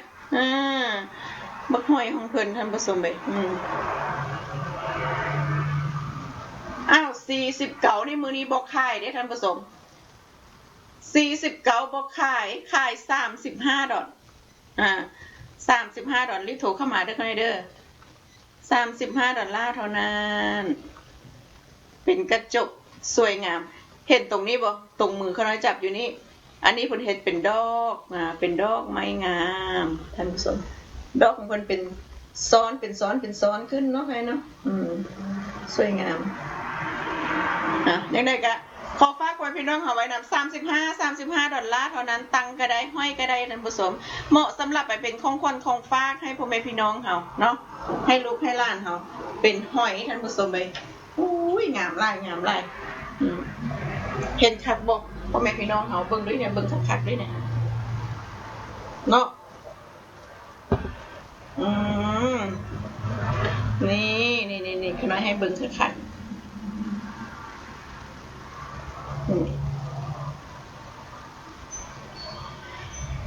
เห็นคักบ่ท่านผู้ชมเห็นคักลอตตี้เนาะ อ่ะทีนี้เราจะพาไปเบิ่งอันอื่นต่อไปท่านผู้ชมมีหอยคุ้มหอยแครงมีขี้สุ่มขี้ใสอันนี้เป็นหอยนะท่านผู้ชมเนาะแล้วมาเบิ่งอันนี้ท่านผู้ชมเลยอันนี้นั่นก็ตังก็ได้หอยก็ได้คือกัน อันนี้จะเป็นโอโวหรือว่าลูกไข่ท่านผู้ชมนี่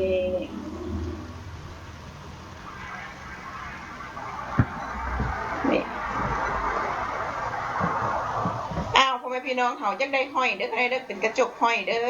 กระจกหอยนี่แหละท่านผู้ชม$35เท่านั้นราคาบ่แพงนะใครนะมีแต่อันงามๆทั้งนั้นเลยท่านผู้ชมเพิ่นเห็นนี่งามท่านผู้ชมงามยังได้ก็ขอฝากไว้พี่น้องเขาไว้นำก็แล้วกันอยู่ในราคาแค่$35เป็นหอยขน้อยขายหอยเด้อมื้อนี้เด้อขน้อยขายหอยหอยกระจกหอยท่านผู้ชมมาเบิ่งกระจกหอยกัน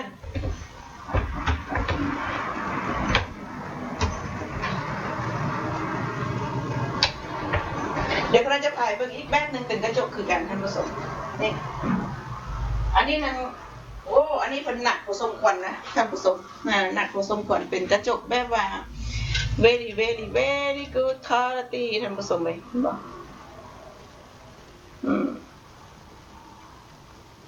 เนี่ยเป็นแบบนี้เนาะเป็นกระจกที่ว่าสวยงามอันนี้อยู่ในราคา120หรือว่า120ท่านผู้ชม120มื้อนี้$65เอาพ่อแม่พี่น้องเอา$65เอาไปเลยมื้อนี้120บ่ขาย$65ราคางามๆท่านผู้ชมครึ่งต่อครึ่งเลยรีบเอาเด้อกันหน่อยเด้อ$65เท่านั้นมื้อนี้นะนี่ผู้ใดเอาไปก็โชคดีกันหน้าได้เนี่ยเนาะสไตล์แบบนี้พ่อแม่พี่น้องคงเคยเห็นอยู่บ่เพิ่นแกะอันเป็นแบบว่ากระจกนะท่านผู้ชมกระจกแล้วเห็นลายดอกไม้เห็นเป็นลายดอกไม้ลายแบบลายสวยงามนะท่านผู้ชมลายแบบทางยุโรปเนาะใครเนาะยุโรป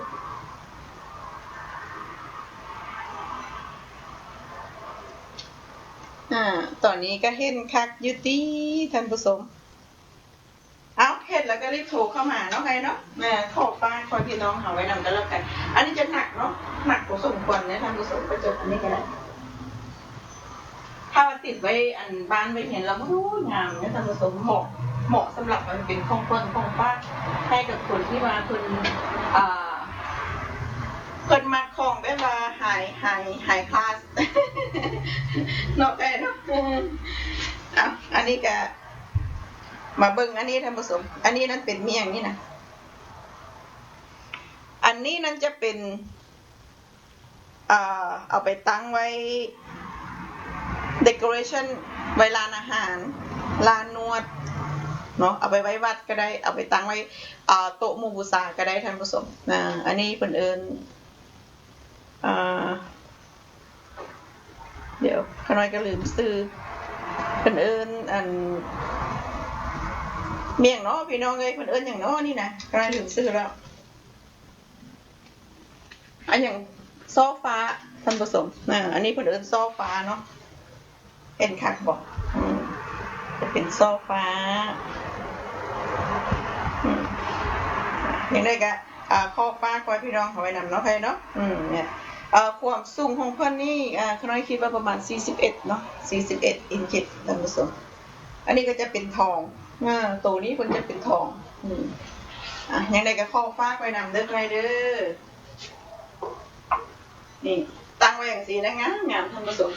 เนาะนี่ตั้งไว้อย่างสีงามทีนี้ข้าน้อยจะพาพ่อแม่พี่น้องเขามาเบิ่งนี่มาเบิ่งอันนี้ก่อนท่านผู้ชมอันนี้นั่นใครได้บอกพ่อพี่น้องเขาอยู่บางท่านเนาะใครเนาะว่าเขาจะพาพ่อพี่น้องเขามาเบิ่งนี่อันนี้เห็นบ่ท่านผู้ชมอันนี้จะเป็นตาลปัดเนาะ นี่คือว่าสีเขียวเด้อท่านผู้ชมเด้อสีเขียวก็อยู่ในราคาสุดหนึ่งท่านผู้ชมสุดหนึ่งนี่ก็$50เนาะมาเบิ่งอันต่อไปเดี๋ยวมาไว้ตรงนี้ก่อนมาเบิ่งอันต่อไปท่านผู้ชมอันต่อไปนี่จะเป็นสีแดงที่ระลึกงานอุปสมบทท่านผู้ชมมันเป็นดอกบัวแต่เขานายมาให้เบิ่งเป็นตัวอย่างก็คือว่าหลายคนดอกคนเนาะใครเนาะก็จะมีอยู่หลายดอกท่านผู้ชมนี่อันนี้จะเป็นสีแดงอันนี้ดอกคนนี้งามเลยท่านผู้ชมอันนี้ทางครอบคนนี้จะเป็นคำเนาะครอบคนเป็นคำเนี่ยตรงนี้เพิ่นก็โอ้งามนี่นะเพิ่นปักได้สวยงามนี่เพิ่นก็ปักได้งามแท้ๆนี่ก็ได้เนาะอันนี้จะเป็นสีฟ้าด้วยท่านผู้ชมสุดหนึ่งนี่ก็อยู่ในราคา$50ท่านผู้ชมสุดหนึ่ง$50ไปแล้วอย่างพับไปเห็นแล้วอย่างสีฟ้าเนาะใครเนาะถ้าว่าพ่อแม่พี่น้องเขาจะเอาขามุกนี่อยู่ในราคา$100$100เท่านั้นเป็นค่ามุกท่านผู้ชมถ้าว่าพ่อแม่พี่น้องเขาจะเอาเป็นค่าไม้เนาะค่าไม้นี่$50ส่งให้พร้อมเรียบร้อยไปทั้งสุดเลยยังไงก็ขอฝากพ่อพี่น้องเขาไว้นำเด้อท่านผู้ชมไปอันนี้มาเบิ่งเป็นสีขาวอันนี้จะเป็นสีขาวนี่อันนี้สุดหนึ่งก็เสาอัน50เนาะโบเป็นสาวแล้วท่านผู้ชม$50นี่ไปทั้งสุดเนาะทั้งขาทั้งอันนี้เป็นสีขาวสีครีมนี่แหละท่านผู้ชมเรามาเบิ่งอีกอันหนึ่งนี่จะเป็นสีเหลืองเนาะนี่ก็สีเหลืองท่านผู้ชมเลยเนี่ยถ้าอันนี้เป็นอุปสมบทท่านผู้ชมคือว่าเป็นที่ระลึกเนาะถ้าว่าพ่อแม่พี่น้องเขาอยากเอาที่ว่าบ่ให้เขียนอันเป็นอุปสมบทเยี่ยไปทานแบบว่าทั่วไปก็บอกเขาหน่อยได้เดี๋ยวเขาหน่อยจะได้อันเอาไปให้ทึกเนาะเอาไปให้ทึกงานท่านผู้ชมถ้าว่าเอาอุปสมบทไปนี่คือว่างานบวชพระบวชเนรบวชลูกบวชหลานเนาะถ้าว่าบ่ได้เขียนอย่างสีเขาก็ทานได้หลายแบบเอาไปได้หลายแบบอันอย่างใดก็ขอฝากไว้หนังนี่จะเป็นสีเหลืองท่านผู้ชมใบสีเหลืองเนาะเอามาเบิ่งอันต่อไปท่านผู้ชมนี่สิ้นต่อไปสิ้นต่อไปนี่จะเป็นแบบนี้เป็นแบบนี้เป็นโบ๊ทเนาะเป็นโบ๊ทบักหอยท่านผู้ชมถ้าว่าพ่อแม่พี่น้องคนอยู่ใกล้ทะเลคนว่าโอ้มักกันแบบบ้านของเพิ่นนี่แบบว่าสไตล์แบบเป็นสไตล์มักแบบว่าทะเลหรือว่าบักหอยงานปีใหม่งานปีใหม่เป็นแต่งตะกี้วิ่งนี่เพิ่นก็จะแบบแลกเปลี่ยนละท่านผู้ชมจะแลกเปลี่ยนเป็นของควรของฝากหรือว่าจะเริ่มทรงละทรงเป็นของควรของฝากสินะถ้าว่าเพิ่นมักแบบแนวแต่งบ้านแบบบักหอยหรือว่าแต่งมักแบบเป็นดอกไม้เนาะอันนี้เป็นใจกันนี่ก็บักหอยท่านผู้ชมเป็นแบบนี้ขอฝากไว้นะราคาท่านผู้ชมราคาเท่าไหร่เนี่ยราคาเขาไม่เห็นเอาไป$20ก็แล้วกันบ่ฮู้ว่าถ้าหลายกว่านี้ก็บ่เป็นหยังเนาะอันนี้เขาได้รันปากไปให้พ่อแม่พี่น้องว่า$20ก็$20แต่จริงๆแล้วนี่ก็เป็นไม้เด้ท่านผู้ชมนี่ก็เป็นไม้เด้นี่อันนี้ก็เป็นไม้เนาะเป็นหัวบักหอยเนี่ยบ่เป็นหยังเอา$20ก็$20ละท่านผู้ชมมื้อนี้ก็ได้ยังได้ค่าทุนหรือว่ายังได้ก็เว้ากันต่อไปถ้าว่าพ่อแม่พี่น้องเพิ่นเอาไปก็ถ้าราคาหลายกว่านี้ก็มื้อหน้าเขาได้ตรวจราคาแล้วบ่ได้ราคานี้เด้อแต่ว่ามื้อนี้เดี๋ยวนี้นี่เขาได้รันไปแล้วว่า$20นี่ก็คือ$20นะท่านผู้ชม โทรเข้ามาก็แล้วกันความสูงของเพิ่นนี่ก็ประมาณ12อินช์ท่านผู้ชมประมาณเนาะอยู่ประมาณนี้แหละทีนี้มาเบิ่งโอ้ยเนาะท่านผู้ชมเนาะอันนี้ก็คือว่าเป็นไม้ใส่รองเท้าท่านผู้ชมไม้ใส่รองเท้าในราคา$10ท่านผู้ชมไม้ใส่รองเท้าเป็นไม้มาดู เนาะยังไงก็เข้าฝากไว้นำเป็นยังไงเห็นขนาดคักบ่ตรงนี้นะอ้าวทีนี้มาเบิ่งอันนี้จะเป็นไม้เกาหลังเด้อท่านผู้ชมเด้อไม้เกาหลังท่านผู้ชมเอ้ยนี่เป็นหูผู้หญิง หูผู้หญิงนะเนาะเพราะว่าเป็นจะมีหน้าอกอยู่ตรงนี้ ยังได้จะขอฝากไว้นำได้ก็ได้เด้อนี่ก็ได้แล้วมาเบิ่งรถน้อยท่านผู้ชมว้ายมื้อนี้ค่ะเบิ่งเป็นหลายๆอย่างอันนี้จะเป็นรถมอเตอร์ไซค์รถสกูตเตอร์ท่านผู้ชมไปนี่สกูตเตอร์มอเตอร์ไซค์นั่นเป็นยังไงพ่อแม่พี่น้องเห็นคันบ่รถมอเตอร์ไซค์คันนี้ท่านผู้ชมในราคา$12เนาะใครเนาะถ้าว่าพ่อแม่พี่น้องเขาเป็นสนใจยากใดเนาะใครเนาะเอาโทรกันเข้ามาจับจองกันเป็นจะเข้าจะคล้องกันได้รถท่านผู้ชมไปเดี๋ยวก็น่าจะ5 ทางไว้ตรงนี้ก่อนเนาะนี่5 ทางก่อนท่านผู้ชมนี่ได้เอาข้องอื่นมาสู่พ่อแม่พี่น้องเขาอันต่อไปสิ่งต่อไปเห็นแล้วยังท่านผู้ชมมอเตอร์ไซค์คันนี้นะมอเตอร์ไซค์นี่เอาวางไว้ตรงนี้เดี๋ยวก็จะซูมให้เบิ่งว่า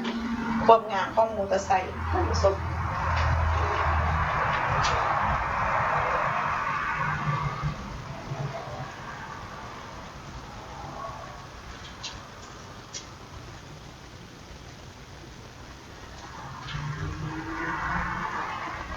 เป็นยังไงเห็นคักของมอเตอร์ไซค์ท่านผู้ชมเลยนี่นะสกูตเตอร์หรือว่ามอเตอร์ไซค์บ้านเฮานี่แหละท่านผู้ชมเลยตอนนี้คืออีโบเห็นคักว่าคักบ่เอาเบิ่งกันไปเรื่อยๆเอาซูมเข้ามา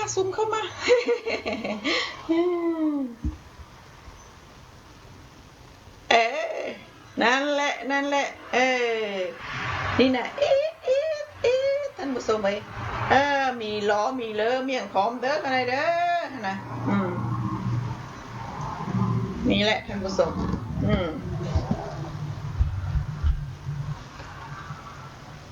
ยังได้กะข้อฝากพอพี่น้องเขาไว้นำก็แล้วกันเนาะเป็นมอเตอร์ไซค์เป็นรถมอเตอร์ไซค์ท่านผู้ชมนี่เข้าท่าบ่ อยู่ในราคา$12เท่านั้นท่านผู้ชมมื้อนี้ขน้อยส่งให้ฟรีนี่จะเป็นไม้เด้อค่ะเนาะผลิตภัณฑ์ไม้ท่านผู้ชมเลยหรือว่าเพิ่นจักได้อันนี้เนี่ยเป็นเพิ่นเอิ้นมีหยังแชทบอทนี่นะแชทบอทราคา99ท่านผู้ชมเอ้ย99เนาะราคาดีๆท่านผู้ชมเอ้ย99แค่นั้นเนาะนี่ก็ขอฝากนี่เอาทีนี้หามาเบิ่งหนังแมวหนังแคทก่อนเด้อท่านผู้ชมเอ้ยเอามอเตอร์ไซค์นี้ขึ้นมาไว้ตรงนี้มาเบิ่งหนังแมวหนังแคทก่อนนางแมวนี่ก็ได้เป็นไม้คือกันท่านผู้ชมราคาเท่าไหร่นี่เอาน้ำ$10นะท่านผู้ชมราคาเท่าไหร่ก็ยากมาเฮ้เนาะ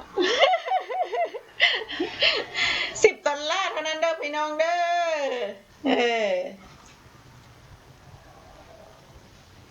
$10เท่านั้น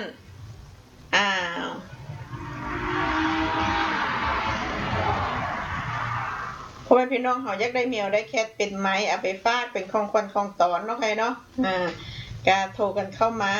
ยังบ่ได้หันค่าส่งให้เด้อท่านผู้ชมเพราะว่าพี่น้องเขาเอาในราคา$10นี้ก็ต้องจ่ายค่าส่งเนาะใครเนาะ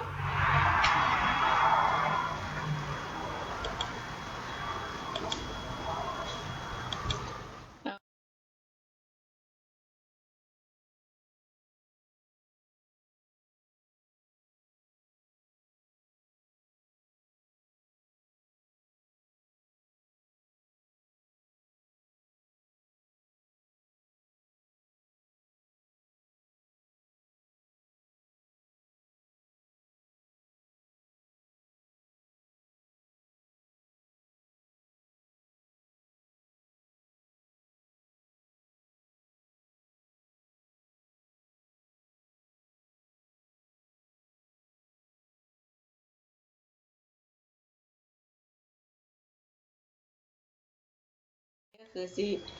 เห็นแล้วเนาะใครเนาะอ้าวเจ้าเป็นยังโจมืดเนาะท่านผู้ชมเลยอ้าว805824024เก้าเนาะขนาดเนาะ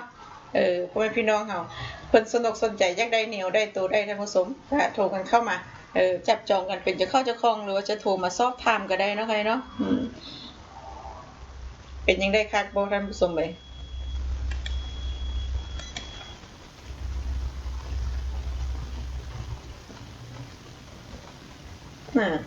นี่ล่ะเนาะใครเนาะมาเบิ่งสิ้นต่อไปนะท่านผู้ชมสิ้นต่อไปนี่มาเบิ่งหมู่เบิ่งม้ากันเนาะท่านผู้ชมนี่นะเขาน้อยมีหมู่เด้หมู่น้อยนี่นะ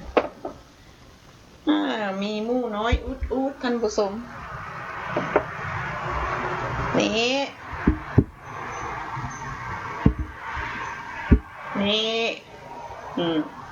ตอนนี้เห็นแล้วยังเขาน้อยเห็นหมู่แล้วยังนี่นะหมู่ปากแดงหมู่ปากแดงตอนนี้ฮะนะเนาะหมู่ตัวนี้ในราคา12 ดอลท่านผู้ชมในมื้อนี้12 ดอลเท่านั้นเด้อท่านผู้ชมเด้อพ่อแม่พี่น้องเฮาอยากได้หมู่ก็โทรกันเข้ามาเป็นไม้แกะสลักเนาะใครเนาะเป็นหมู่ไม้แกะสลักท่านผู้ชมราคา12 ดอลมื้อนี้12 ดอลนี่คณะบ่ได้เว้ากันบ่ได้บอกค่าส่งให้ได้ท่านผู้ชมแต่ว่าให้พ่อแม่พี่น้องเฮาเบิ่งก่อนว่าหมู่กำลังเกาหูเกาอีกขี้ข้างเข้าใจเนาะเกาขี้ข้างนี่แหละเป็นยังได้เห็นคักบ่ท่านผู้ชม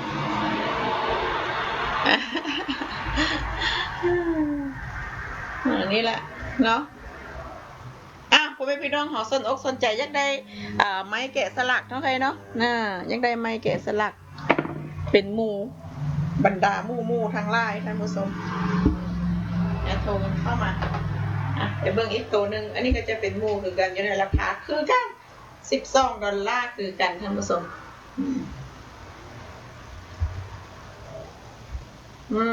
นี่แหละ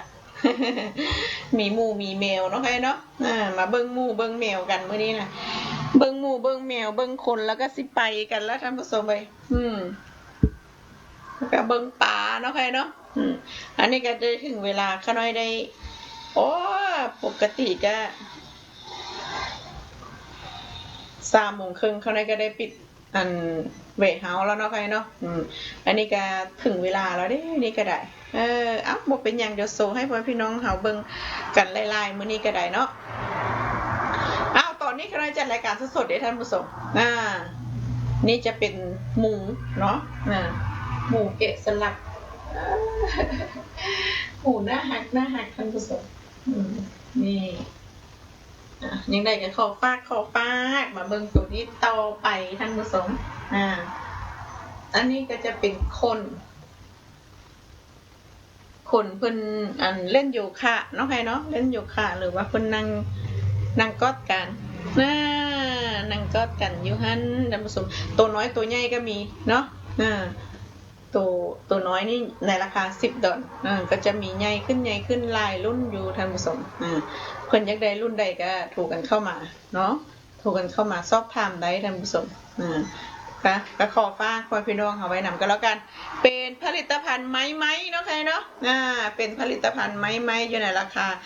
ถึก10 ดอลลาร์เท่านั้นพ่อแม่พี่น้องเขาเบิ่งอยู่ในขณะนี้เนาะเห็นกันแล้วเนาะใครเนาะมาเบิ่งอันนี้อันนี้นั้นนี่สำหรับพ่อแม่พี่น้องเขาที่ว่าเพิ่นยากซื้อเอาไปไว้เอาไปให้ของขวัญเนาะที่ว่าเพิ่นได้เป็นข้าราชการแล้วเพิ่นได้ดาวนะท่านผู้ชมเป็นตำรวจทหารได้ดาวเนาะอันนี้ก็เป็นผลิตภัณฑ์ไหมเพราะว่าคนแต่ก่อนนี้เพิ่นก็มักไหมอยู่แล้วเนาะใครเนาะแล้วก็เอาใส่ผ้าเช็ดสู้หรือว่าผ้าเนปคินเมียงสินะท่านผู้ชมเอาวางใส่ในหั่นเนาะก็เวลากินข้าวเสร็จจับมาเสร็จปากอันนี้ก็ขอฝากพี่น้องเขาไว้นำ ราคานี่ก็คือเป็น$10เท่านั้นแหละมื้อนี้เนาะท่านผู้ชมเนาะเอาให้พ่อแม่พี่น้องของ$10เท่านั้นแหละบ่เอาหลายแล้วเนาะเบิ่งไม้แล้วก็เบิ่งไม้กันไปได้หลายไม้นะท่านผู้ชมนี่อันนี้นะเท่าไหร่เนี่ยราคาเพิ่น20ตอนนี้นะ$20เท่านั้นนะท่านผู้ชมโอ้อันนี้เพิ่นต้องสูบออกเนาะเพราะว่าเพิ่นจะเดี๋ยวเขาจะซูมให้เบิ่ง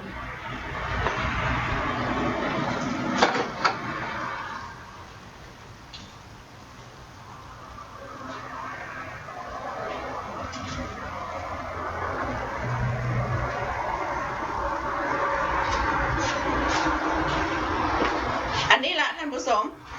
ตอนนี้คือเห็นแล้วเนาะใครเนาะนี่จะเป็นผลิตภัณฑ์ไม้เป็นปลาท่านผู้ชมเป็นปลานี่ปลาสีแดงๆเนี่ยท่านผู้ชมเลย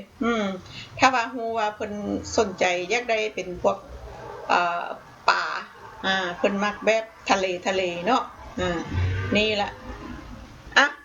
ราคา$20เท่านั้นเด้อมื้อนี้เด้อท่านผู้ชมเด้อพ่อแม่พี่น้องเฮาสนใจก็รีบโทรเข้ามาผลิตภัณฑ์ไม้เนาะไม้นี้เพิ่นก็มักไม้กันข้างในก็มักคือกันอยู่คงทนท่าวอนถ้าว่าเพิ่นแตกหรือว่าเพิ่นเป็นจังซี่เฮาซ่อมได้ท่านผู้ชมไม้ซ่อมได้เป็นพวกพลาสติกนี่ซ่อมบ่ได้เบิ่งงามแตกทิ้งไปเลยแบบซาบสวยไม้นี้ทนทานท่าวอนท่านผู้ชมซ่อมได้เนาะถ้าว่าพ่อแม่พี่น้องเฮาสนใจราคานี่25ตอนนี้ก็$20เท่านั้นท่านผู้ชมอันนี้จะเป็นราคาออนเซลที่ว่าเพิ่นติดไว้นี่เนาะขนาดขายตามราคาเพิ่นติดเนาะนี่ติดไปนี่ยังไงก็ขอฝากไว้นำกันแล้วกันท่านผู้ชมแล้วก็จะมีอีกแบบนึงเนี่ยท่านผู้ชมอันนี้ก็จะเป็นปลาคือกันนี่นะนี่ปลาแบบนี้นี่เป็นปลาแบบนี้ท่านผู้ชมเป็นยังได้เห็นกันคักบ่ท่านผู้ชมเฮาก็อีได้ล่ำลาไปด้วยปลาอันที่2ที่ว่าพ่อแม่พี่น้องเพิ่นเห็นนี่ขน้อยให้พ่อแม่พี่น้องเฮาอยู่ในราคา$20เนาะเบิ่งดิราคาโอเค$20ท่านผู้ชมเลยจะเป็นผลิตภัณฑ์ไม้เป็นปลาสลามคือกันเนาะนี่ล่ะความสูงของเพิ่นนี่ก็อีประมาณ1ฟุตแล้วประมาณ12อินช์แล้วท่านผู้ชมอย่างใดก็ขอฝากผลิตภัณฑ์ไว้นำเด้อพ่อแม่พี่น้องเฮาตอนนี้ขน้อยจะไปเปิดสายใหญ่ๆกว้างๆเนาะขน้อยก็สิได้ล่ำลาพ่อแม่พี่น้องเฮาไปแล้วท่านผู้ชมให้ได้ไปพอกันมื้อแลงเนาะมื้อแลงก็เป็นเวลา 6:00 นแล้วท่านผู้ชมเป็นยังไงพ่อแม่พี่น้องเฮาอยู่ในแคลิฟอร์เนียนี่เนาะก็คืออีได้กำลังเลิกงานขับรถขับเรืออยู่หรือว่าฮอดบ้านฮอดเหียนแล้วเนาะใครเนาะเมื่อวานนี้ก็จะเป็นพ่อแม่พี่น้องเฮาก็ได้ไปวัดไปวากันหลายวัดหลายวาเนาะใครเนาะได้อิ่มบุญกันไปตามๆกันท่านผู้ชมยังไงก็ขอฝากพ่อแม่พี่น้องเฮาไว้นำก็แล้วกันท่านผู้ชมอันนี้ก็จะเป็นพัดเป็นวีเนาะเป็นพัดเป็นวีที่ว่าห้อยๆแคนๆอยู่หั่นเนาะก็ราคาก็35ส่งให้พร้อมท่านผู้ชมเอาคณะนาลีก็จะได้ขอลาพ่อแม่พี่น้องเฮาไปก่อนค่ะอย่ามาเจอกันมื้ออื่นเนาะคณะนาลีขอกล่าวคำว่าสบายดีท่านผู้ชม